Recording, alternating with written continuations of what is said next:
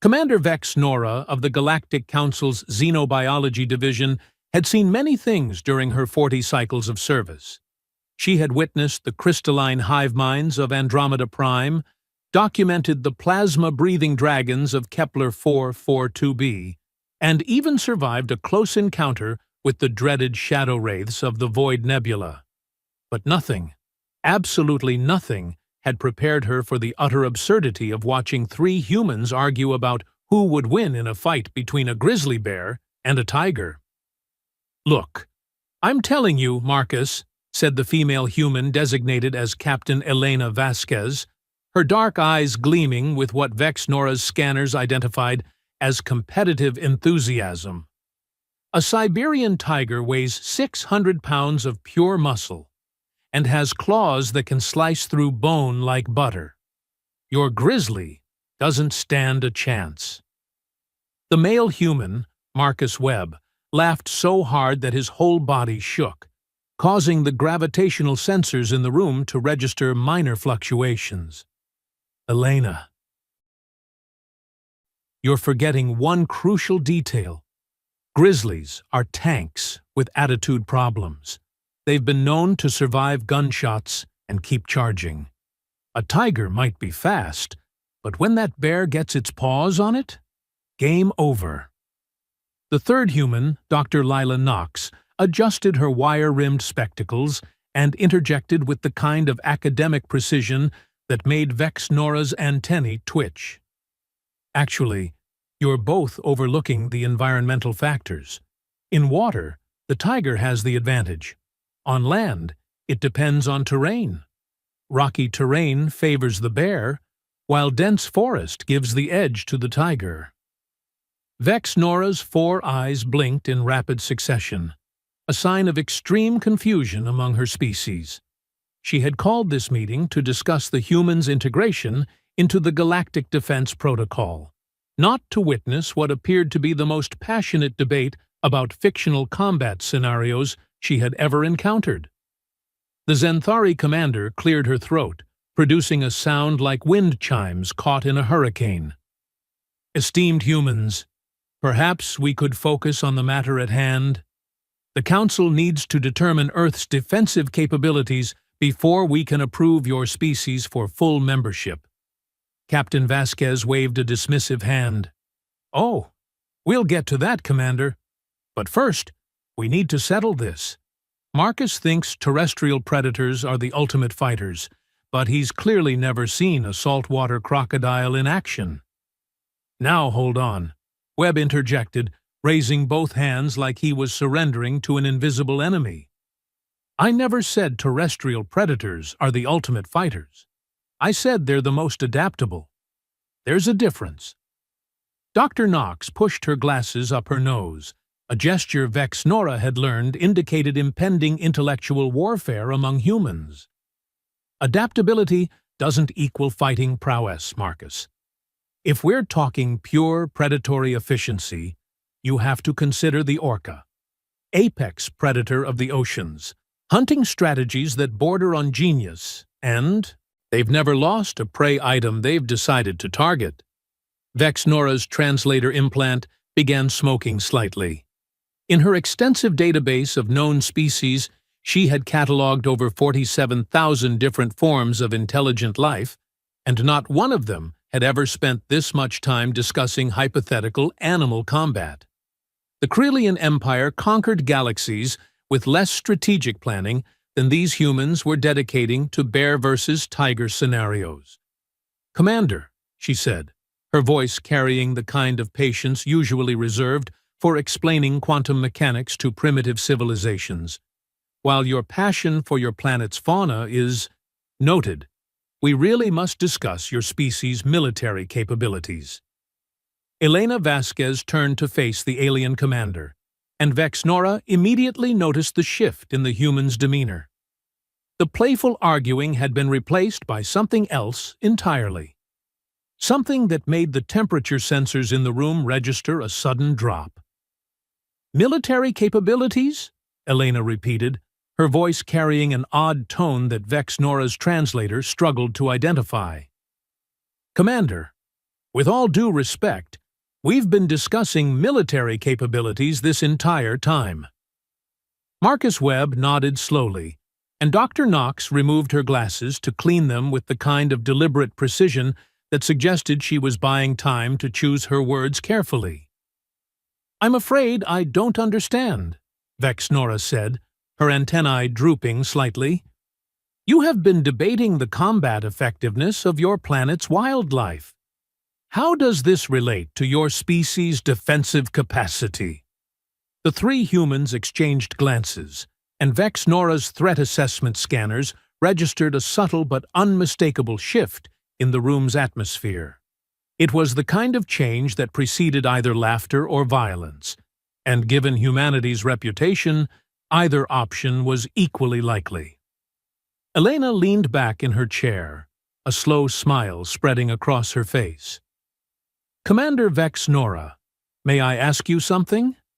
When you've been cataloging predatory species across the galaxy, have you been counting trained ones or wild ones?" The question hung in the air like a plasma grenade with a faulty timer. Vexnora's processing centers worked overtime, trying to parse the implications of what the human female had just asked.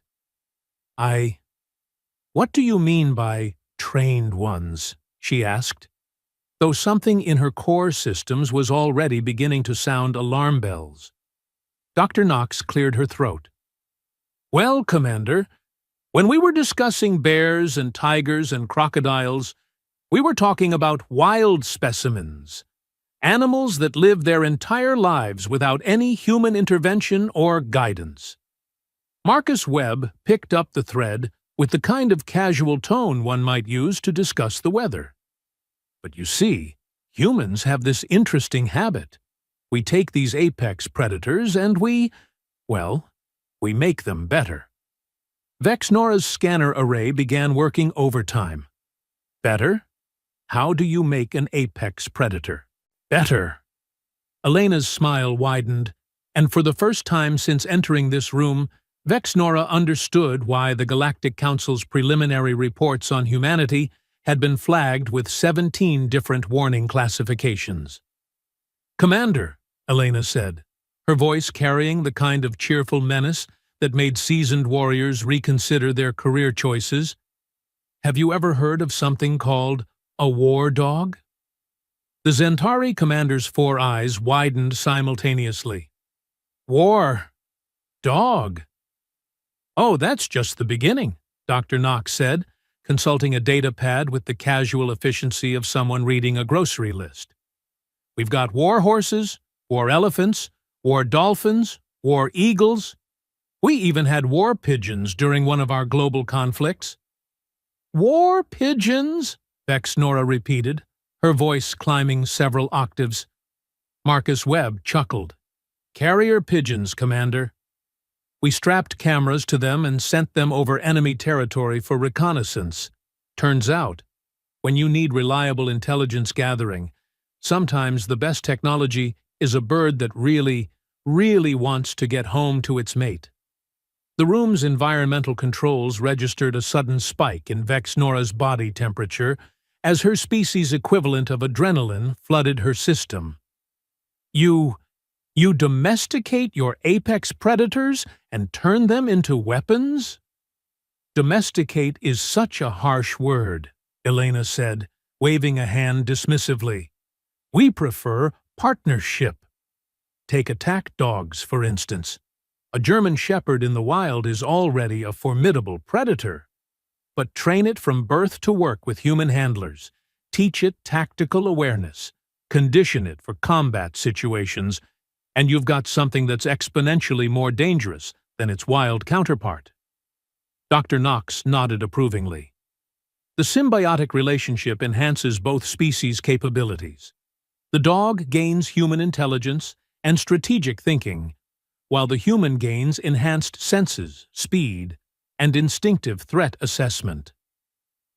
Vexnora's antennae began trembling, an involuntary response her species exhibited when processing information that challenged their fundamental understanding of reality.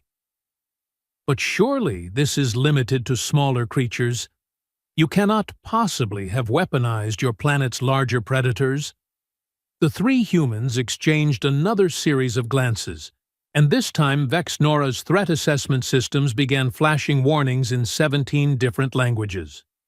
"Commander," Marcus said slowly, "have you ever heard of something called cavalry?" "Cavalry?" "Humans on horseback," Elena explained. "Now, horses aren't predators in the traditional sense, but they're 1,000 pounds of muscle and bone that can run at 40 miles per hour. Put an armed human on top of that, and you've essentially created a mobile weapons platform with independent threat assessment capabilities." Dr. Knox pulled up a holographic display from her datapad. "But horses are just the beginning. Throughout human history, we've used elephants as living tanks. These creatures weigh 6 tons and have enough intelligence to follow complex battle strategies." Vex Nora stared at the hologram of a massive gray creature with what appeared to be a heavily armed human sitting on its back. "This creature, it follows your commands." "Absolutely," Marcus replied. "And that's not even getting into the really creative applications. We've trained dolphins for underwater reconnaissance and sabotage missions. They can navigate enemy waters, plant explosives on ship hulls, and disappear before anyone knows they were there." The Zenthari commander's mind reeled. In all her cycles of studying different species' military capabilities, she had never encountered anything like this. Most civilizations developed technology to overcome their physical limitations. Humans, apparently, had decided to recruit their planet's most dangerous creatures as allies. "But surely," she said, grasping for some semblance of logic, "these are historical examples. Your modern military doesn't actually employ animal combatants." Elena's grin took on a distinctly predatory quality. "Oh, Commander, we're just getting started. You want to talk about modern applications? Let's discuss military working dogs in contemporary warfare." Dr. Knox manipulated her holographic display, showing images that made Vex Nora's threat sensors scream warnings. Belgian Malinois trained for special operations. These dogs can parachute from aircraft, conduct underwater operations, and detect threats that human technology might miss. They're equipped with night vision goggles, body armor, and communication systems. Communication systems? Vex Nora's voice was barely a whisper. Marcus nodded enthusiastically. Two-way radio communication between the dog and its handler. The dog becomes a mobile sensor platform with independent decision-making capabilities. It can advance into hostile territory, assess threats, and relay real-time intelligence back to human commanders. The room fell silent, except for the gentle hum of the environmental systems and the increasingly frantic beeping of Vex Nora's biological monitors. She had come to this meeting expecting to evaluate a species' defensive capabilities based on technology, tactics, and raw military power. Instead, she was discovering that humans had essentially turned their entire planet into a recruitment center for biological warfare specialists. "Commander?" Elena asked, her tone carrying what might have been genuine concern. "You look a little pale." "Well, paler than usual." Vex Nora struggled to process the implications of what she was learning. "Let me understand this correctly. Your species has spent millennia forming military alliances with your planet's most dangerous creatures, enhancing their natural capabilities through training and technology, and deploying them as integrated components of your warfare systems." "That's actually a pretty accurate summary," Dr. Knox said, looking impressed. "Though you're still missing some of the more exotic applications."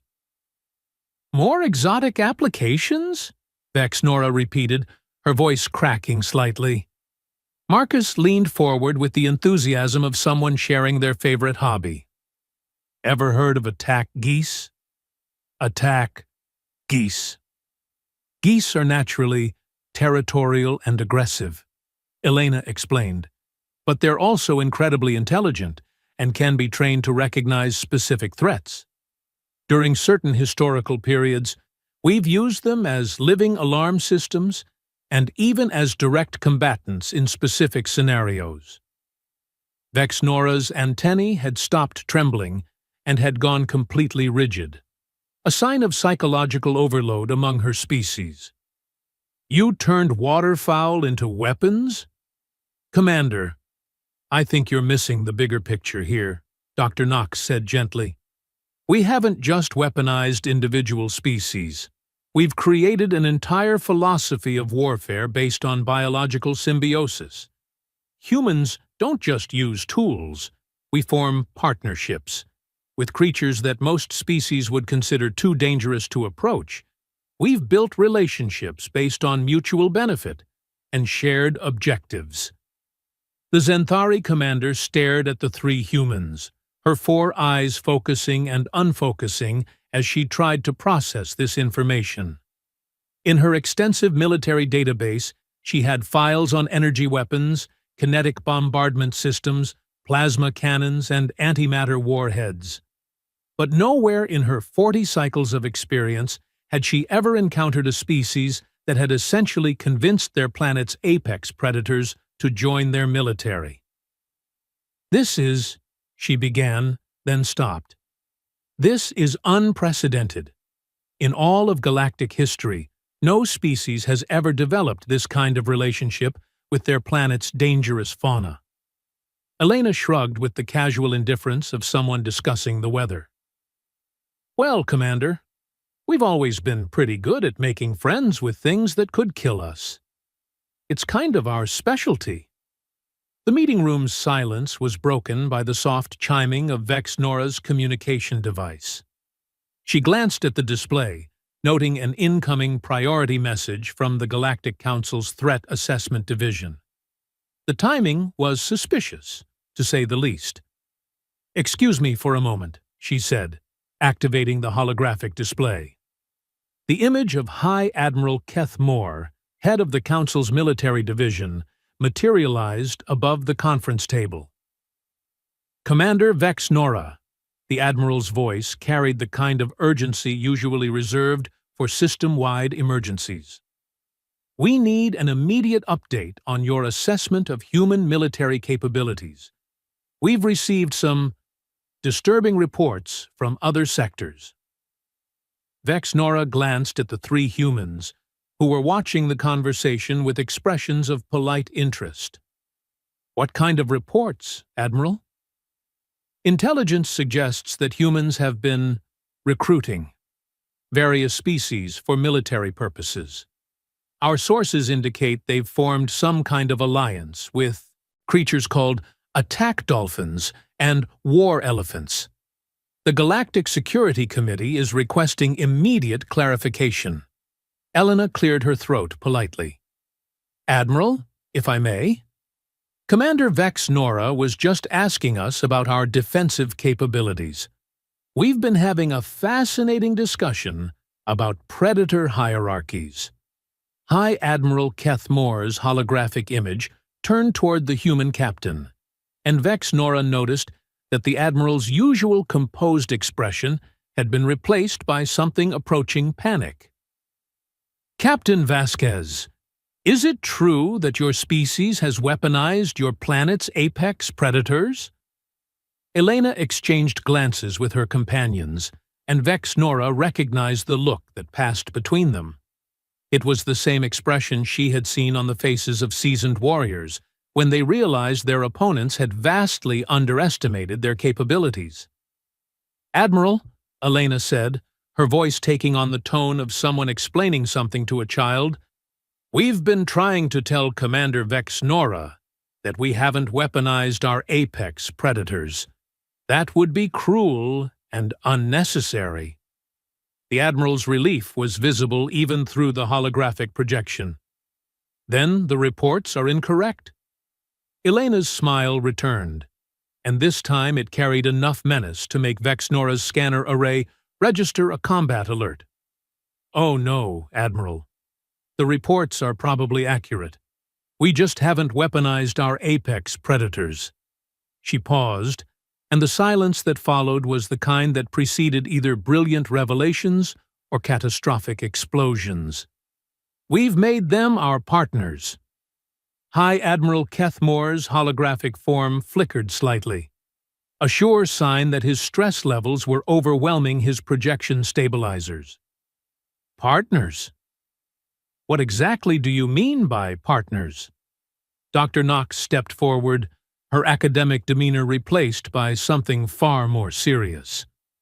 "Admiral, when most species encounter a dangerous predator, they either flee or attempt to destroy it.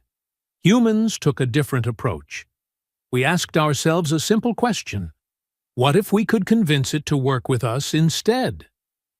Marcus Webb pulled up his own data display, showing what appeared to be a massive black-and-white marine creature. Take orcas, for example, killer whales, apex predators of Earth's oceans, with intelligence levels that rival some sentient species. Instead of viewing them as threats, we studied them, learned their communication patterns, and discovered they were already using sophisticated hunting strategies. "And then?" Vexnora asked, though she was beginning to suspect she didn't want to know the answer. "Then we made contact," Elena said simply. "Turns out, orcas are natural tacticians. They hunt in coordinated pods, use complex strategies, and can adapt their approach based on their prey's behavior. So, we started working with them." The Admiral's projection turned several shades darker, the Krillian equivalent of blood draining from one's face. "Working with them, how?" Elena's expression became unnervingly casual. "Naval reconnaissance, mostly. Underwater threat assessment. Anti-submarine warfare. You'd be amazed how effective a pod of killer whales can be at detecting and neutralizing enemy vessels." Vexnora's threat assessment systems had given up trying to categorize the danger levels and had simply started displaying error messages. "You have aquatic mammals conducting military operations for you." "With us," Marcus corrected. "Not for us. That's the crucial distinction, Commander. These aren't enslaved creatures following orders. They're intelligent beings who've chosen to work alongside humans because the partnership benefits both species." Dr. Knox manipulated her holographic display, showing what appeared to be a creature with massive tusks and thick gray skin. Consider the African elephant. Average weight, 6 tons. Intelligence level, problem-solving capabilities that exceed many technological species. Natural armor that can deflect small arms fire. And they live in highly organized social structures with established command hierarchies. "Please tell me you haven't militarized 6-ton creatures with natural armor," Admiral Kethmore said, though his tone suggested he already knew the answer. "Militarized is such an ugly word," Elena replied. "We prefer recruited." And yes, elephants have been human military allies for over 2,000 years. They serve as mobile command centers, heavy assault platforms, and logistical support units. Vexnora's antennae had begun twitching again, but this time it wasn't confusion. It was the kind of involuntary response her species exhibited when their survival instincts were screaming warnings. 2,000 years? You've been doing this for 2,000 years? Marcus nodded enthusiastically. "Oh, much longer than that, actually. We've been forming military partnerships with various species for most of our recorded history. Dogs have been fighting alongside humans for over 15,000 years. 15,000 years, the Admiral repeated slowly. You've had a standing military alliance with another species for 15,000 years. Multiple species, Dr. Knox corrected. And the alliances have been evolving. Modern military working dogs aren't just companions anymore. They're integrated into our technological systems. Night vision, communication arrays, GPS tracking, real-time health monitoring. We've essentially created cybernetically enhanced predators. The room fell silent except for the increasingly frantic beeping of various alien monitoring systems. Vexnora stared at the humans, trying to process the implications of what she was hearing. Every species in the galaxy had developed warfare around technology, tactics, and superior firepower. Humans had apparently spent millennia building an army of volunteers from their planet's most dangerous creatures. "Commander," Admiral Kethmore said, his voice carrying the kind of strain usually associated with imminent system failures, "we need a complete assessment of human military capabilities. The Council is convening an emergency session, and they need to know exactly what we're dealing with." Elena looked at her companions, and some silent communication passed between them. "Admiral, how much time do we have?" "Time for what?" "To explain the rest of it." The Admiral's projection flickered more violently. "The rest of what?" Dr. Knox cleared her throat. "Well, we've covered terrestrial and aquatic partnerships, but we haven't discussed aerial capabilities yet." Vexnora's scanner array registered what her species' medical database classified as an impending psychological breakdown. "Aerial capabilities?" Marcus grinned with the expression of someone about to deliver a particularly effective punchline. "Ever heard of falconry, Commander?" "Falconry?" "The art of training birds of prey to hunt in partnership with humans," Elena explained. "Humans have been working with raptors for over 4,000 years. Hawks, eagles, falcons, owls, creatures with eyesight that surpasses most technological surveillance systems and flight capabilities that make them nearly impossible to detect or intercept." The Admiral's hologram was now flickering so badly that he looked like a malfunctioning piece of equipment. "You've weaponized flying predators?" "Again with the weaponization," Elena said, shaking her head. "Admiral, these birds aren't weapons. They're reconnaissance specialists, communication relay systems, and precision strike capabilities all rolled into one biological package." Dr. Knox pulled up images of various flying creatures with sharp beaks and intense eyes. A peregrine falcon can reach speeds of over 200 miles per hour in a hunting dive. Golden eagles can carry prey weighing up to 15 pounds while maintaining flight. And they can be trained to operate in coordination with human tactical units. Vexnora's mind was reeling. "You have flying attack units?" "We have aerial reconnaissance partners," Marcus corrected. "Though, admittedly, a golden eagle equipped with modern surveillance technology and trained for military operations is, well, let's just say enemy combatants tend to have a very bad day when they encounter one."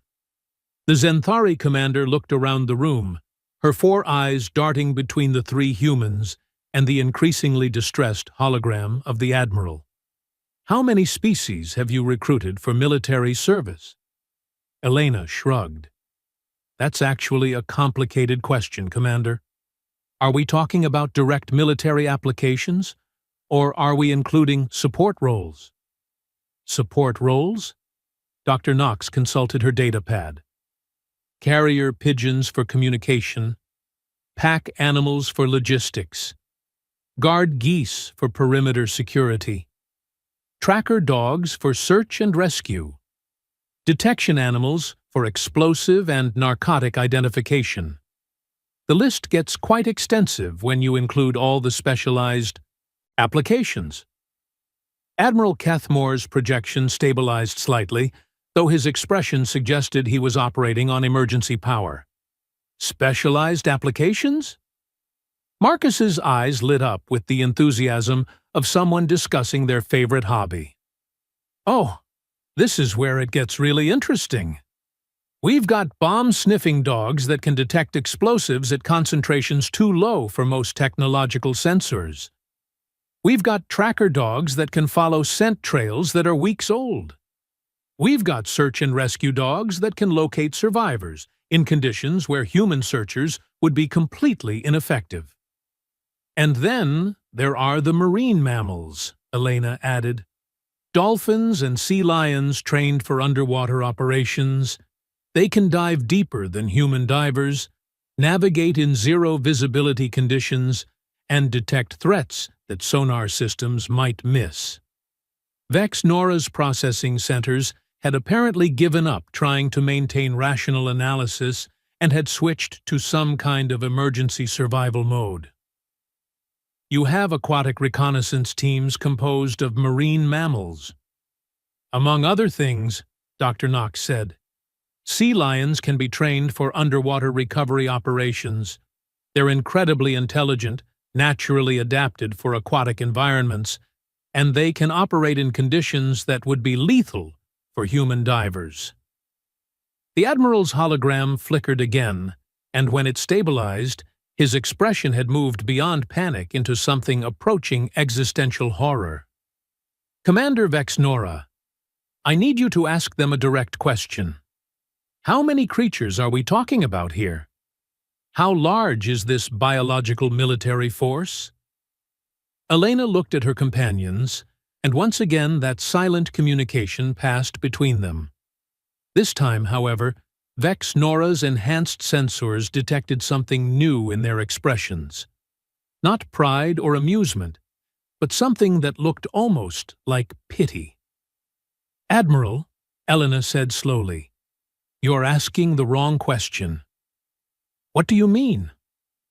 Dr. Knox removed her glasses and cleaned them again, that same deliberate gesture that Vex Nora now recognized as a warning sign. You're asking how many creatures we've recruited for military service, but that assumes we've been selective in our recruitment process. Marcus leaned back in his chair, his casual posture at odds with the increasingly tense atmosphere in the room. The truth is, Admiral, we haven't been recruiting specific creatures for military applications. We've been developing military applications for every creature we encounter. The room fell silent. Even the environmental system seemed to have quieted, as if the entire space station was holding its breath. Every creature, Vex Nora whispered. Elena nodded. Commander, humans don't see a dangerous predator and think, how do we defend against this? We see a dangerous predator and think, how do we convince this to work with us? It's not just a military strategy. It's how we approach everything. The Admiral's projection was now flickering so violently that his words came through in broken fragments. Are you telling me that your entire planet is essentially a military recruitment center? Dr. Knox consulted her datapad one final time. Admiral, Earth has approximately 8.7 million known species. Humans have formed working relationships with several thousand of them, and we're constantly developing new applications for biological partnerships. Marcus grinned. Plus, we're really good at adapting our tactics. You know how most species develop standard military procedures and stick with them? Humans work with creatures that force us to constantly innovate. Every dog has a different personality. Every horse has different strengths. Every bird of prey requires a unique approach. Elena stood up, her movement causing every threat sensor in the room to register heightened alert status. What this means, Admiral, is that humans don't just have biological allies. We have an entire planet full of military advisors, each with millions of years of evolutionary experience in survival, hunting, and combat tactics. Vex Nora stared at the three humans, her mind finally processing the full scope of what she was hearing. These weren't just warriors with animal companions. They were representatives of a species that had turned biological diversity into military advantage, that had transformed their planet's entire ecosystem into a comprehensive defense network. "Commander," Admiral Kethmore said, his voice carrying the weight of someone who had just realized the fundamental assumptions underlying galactic civilization might be completely wrong. "What is your assessment of human military capabilities?" Vex Nora looked at Elena, Marcus, and Dr. Knox. They stood there waiting for her response, three representatives of a species that had somehow convinced their planet's apex predators to become willing allies, that had turned biological evolution into military strategy, and that had been doing it for thousands of years. "Admiral," she said slowly, "I believe we need to reconsider our entire approach to evaluating military threats." Elena smiled, and for the first time since this conversation began, it was a genuinely warm expression, rather than a predatory one. "Commander, humans have a saying, if you can't beat them, join them. But we've always preferred the inverse approach." "Which is," Marcus chuckled, "if you can't join them, convince them to join you." Dr. Knox closed her datapad with a soft click. "Admiral, Commander, the truth is that humans didn't develop superior military technology or tactics. We developed superior recruiting strategies." The Admiral's projection stabilized one final time. "And what exactly are you recruiting for?" Elena's warm smile took on just the slightest edge. "Admiral, we're not recruiting for anything. We're recruiting everyone. That's been our approach from the beginning. We look at every creature, every species, every form of life we encounter, and we ask ourselves one simple question. Which is..." Elena, Marcus, and Dr. Knox spoke in unison, their voices carrying the kind of casual confidence that made Vex Nora's survival instincts scream warnings. "How do we make friends with this?" The holographic projection of Admiral Kethmore flickered one final time and then disappeared entirely, leaving the four beings alone in the conference room. The silence stretched for several long moments before Vex Nora finally spoke. "Humans," she said slowly, "are terrifying." Elena laughed, a sound like wind chimes mixed with controlled explosions. "Commander, we prefer enthusiastically collaborative." "But thank you for the compliment." And somewhere in the depths of space, the Galactic Council convened an emergency session to discuss whether humanity represented the greatest military threat they had ever encountered, or the most valuable allies they could possibly recruit. The debate would continue for months. The answer, as humans had learned long ago, was probably both.